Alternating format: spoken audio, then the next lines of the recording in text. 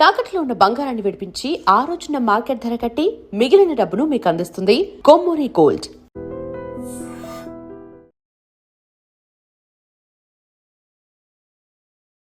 నమస్కారం, welcome to iDream media. నేను మీ సంగీత. సొసైటీలో చాలా వరకు ఎన్నో కారణాల వల్ల తల్లిదండ్రులను దూరం చేసుకుంటున్న వాళ్ళు ఉన్నారు. అదే కాకుండా ఏజ్ పైబడిన వాళ్ళు కూడా పెళ్ళిళ్ళ వైపు మొగ్గు చూపిస్తున్నారు. అయితే దీనికి సంబంధించి మనం పూర్తి వివరాలు తెలుసుకోవడానికి మనతో పాటు తోడు నీడ ఫౌండర్ రాజేశ్వరమ్మ గారు ఉన్నారు. ఆవిడని అడిగి తెలుసుకొని కొన్ని దాని మీద అవగాహన పెంచుకునే ప్రయత్నం అయితే చేద్దాం. నమస్కారం అమ్మ. నమస్తే సంగీత.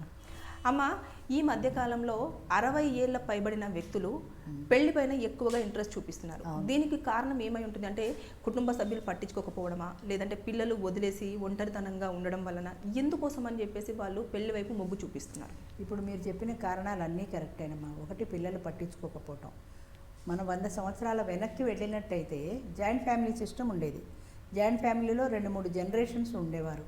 ఒకరి కష్ట సుఖాలు ఒకళ్ళు పాలు పంచుకోవడం, షేర్ చేసుకోవడం ఉండేది. అందులో లైఫ్ పార్ట్నర్ కనుక పోగొట్టుకున్న వాళ్ళకి మిగతా వాళ్ళు సపోర్ట్గా నిలబడేవాళ్ళు. ఇప్పుడు భార్య చనిపోయింది అనుకో, తెల్లారితే ఆయనకు వండుకోవడమే ప్రాబ్లం పాతకాలపు జనరేషన్లో. ఇప్పుడంటే స్విగ్గీలు, జొమాటోలు వచ్చేసాయి, కానీ అప్పుడు అసలు భోజనం కావాలంటే ఇబ్బందే కదా. అది జాయింట్ ఫ్యామిలీ ఉన్నప్పుడు భోజనానికి ఇబ్బంది లేదు.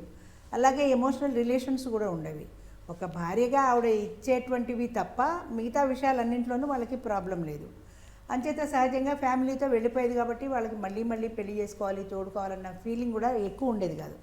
అయితే కాలం మారుతున్న కొద్దీ ఇప్పుడు స్వేచ్ఛ, స్వతంత్రం భావాలు కూడా అందరిలో పెరిగాయి.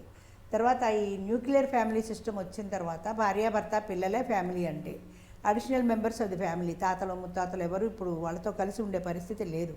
పిల్లలు ఉద్యోగరీత్యా దూరాభారాలు వెళ్ళిపోతున్నారు. ఈ భార్యాభర్తల్లో ఒకరు చనిపోతే రెండో వాళ్ళు ఒంటరిగా మిగిలిపోతున్నారు.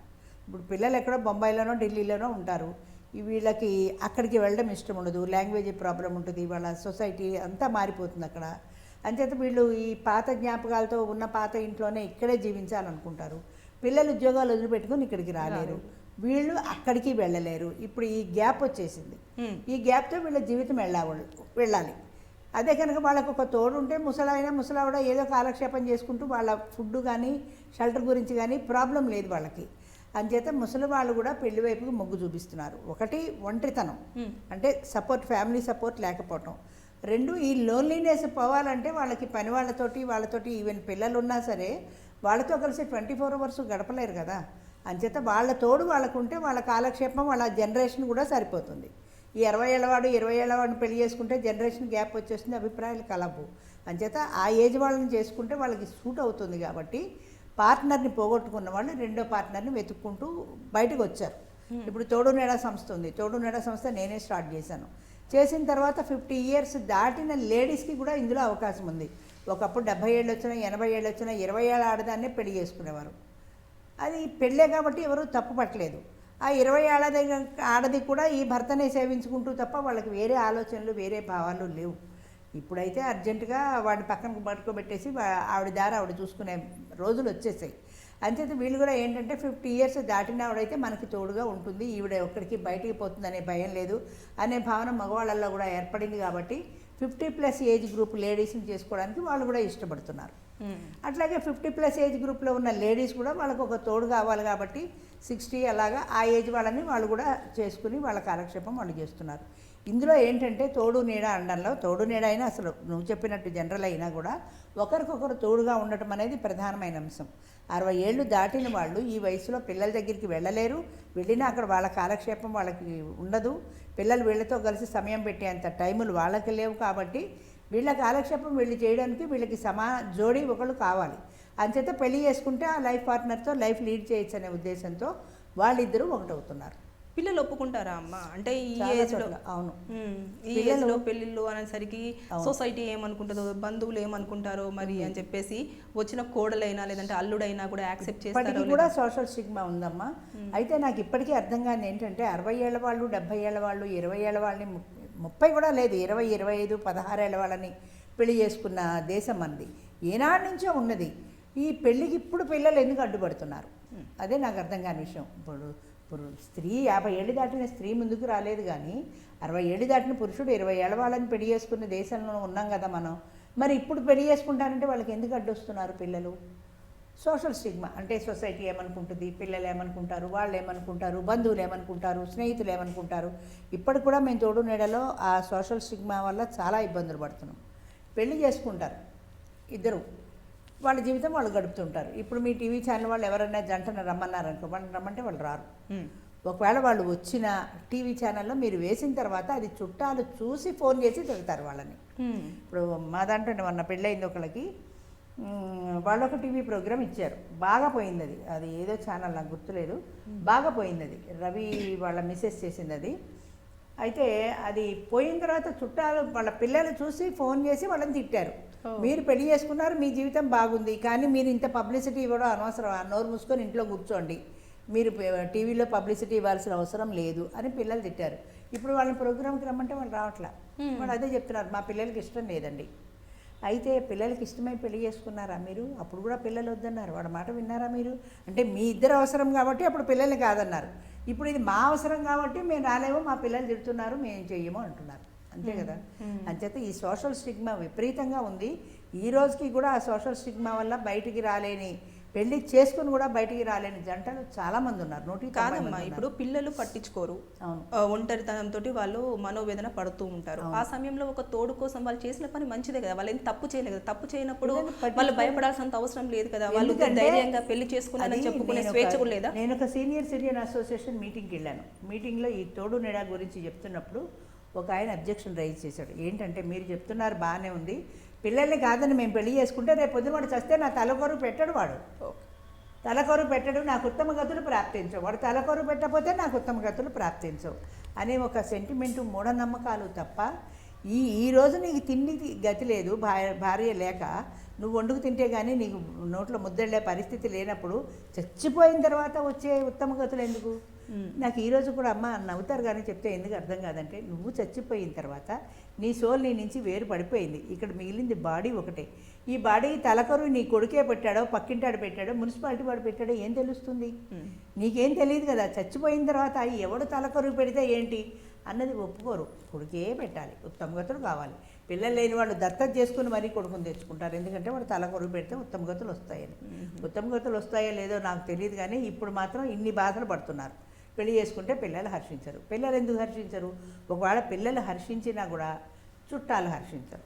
చుట్టాలు ఫోన్లు చేసి, ఎరా మీ అమ్మ ఇలా పెళ్లి చేసుకుందిరా, మీ నాన్న ఇలా పెళ్లి చేసుకున్నట్ట అని అడుగుతారు. కాకులు పొడిచినట్టు పొడిచే సమాజానికి ఈ రోజుకి పిల్లలు భయపడుతున్నారు, పేరెంట్స్ భయపడుతున్నారు. అంతేగాని నా జీవితం నా ఇష్టం అని చెప్పే ధైర్యం తల్లిదండ్రులకి లేదు.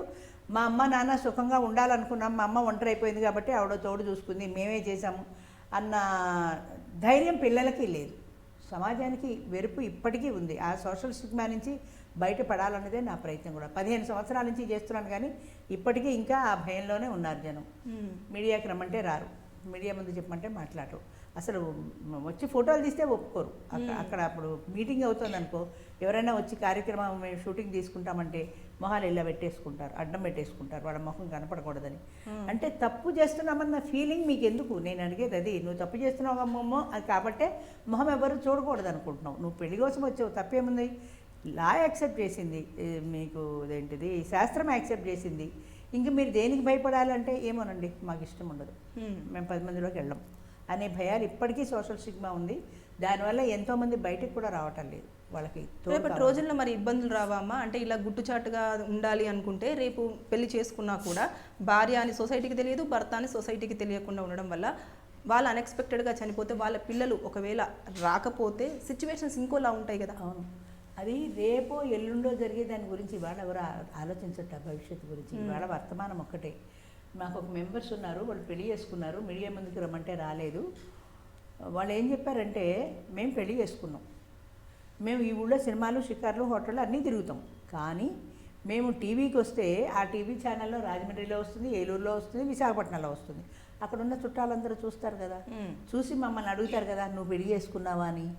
అంచేత వాళ్ళందరికీ తెలియడం మాకు ఇష్టం లేదు. మరి మీరు ఫంక్షన్స్కి వెళ్ళరా అంటే, నా తరఫు ఫంక్షన్లకి నేను ఒక్కదాన్నే వెళ్తాను, ఆయన్ని తీసుకెళ్ళాను. అలాగే ఆయన తరఫు ఫంక్షన్లకి ఆయన ఒక్కడే పెడతాడు. అంటే పబ్లిక్ దృష్టిలో వాళ్ళు సింగిల్స్ మాత్రమే అని పబ్లిక్ని మోసం చేస్తున్నారు వాళ్ళు. వాళ్ళిద్దరూ కలిసే ఉంటున్నారు కానీ కలిసి వెళ్ళరు సోషల్ స్టిగ్మా వల్ల.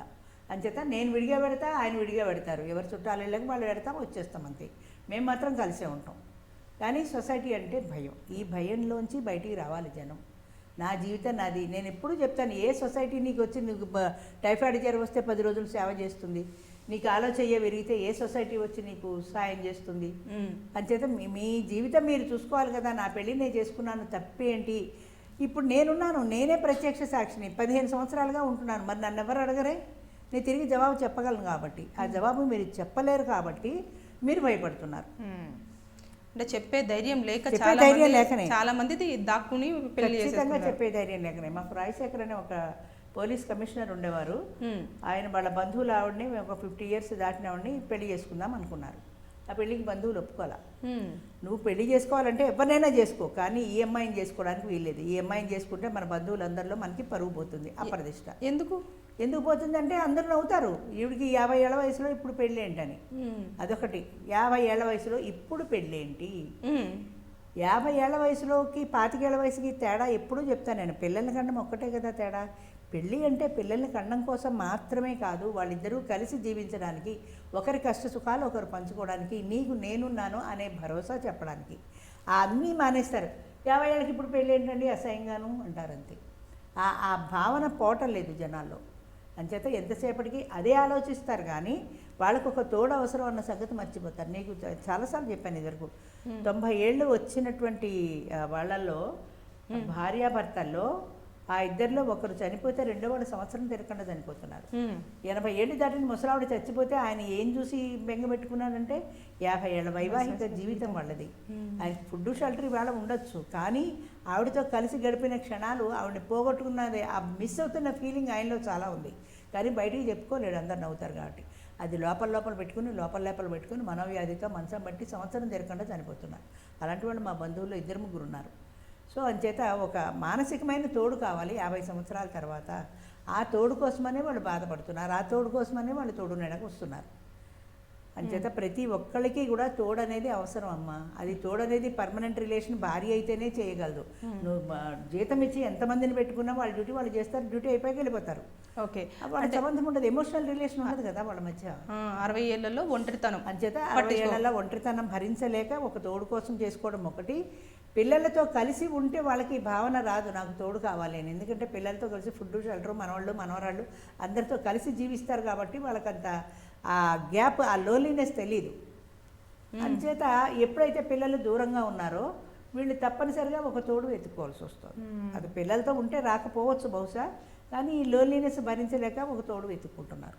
అదైతే తప్పనిసరి, ఎవ్వరూ కాదనిలేని నిజం అది. థ్యాంక్ యూ అమ్మా. మంచిది.